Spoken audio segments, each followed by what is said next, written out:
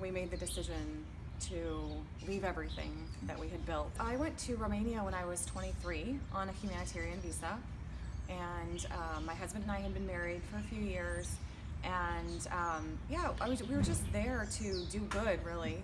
I had lived there for about 10 years or so when I really started to struggle with who I was and what I really believed, and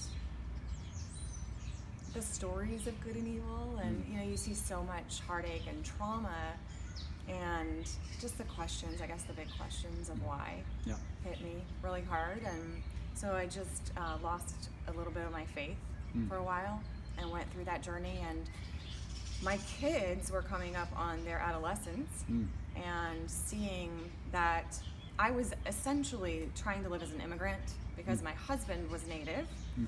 I wasn't just an expat. I was trying to integrate into the society, and it never quite worked for me.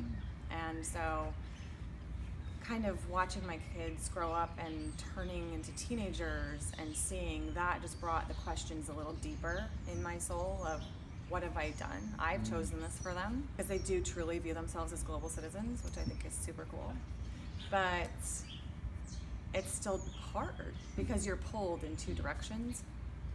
And we left for America so that they could have a better education and take full advantage of, the colleges that were coming up. My daughter was a junior in high school. I think the hardest part was knowing that my kids were going to suffer.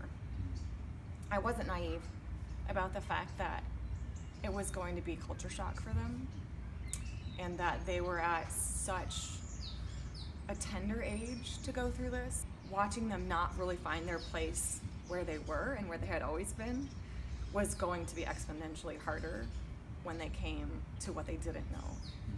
That was the hardest part for me as a mom, thinking that in the long run, ultimately this is going to be better for them, but this is going to hurt. How did it turn out? Beautifully. I believe that there was a greater purpose for why we were brought here. What most delights me as a mom, that I didn't screw it all up.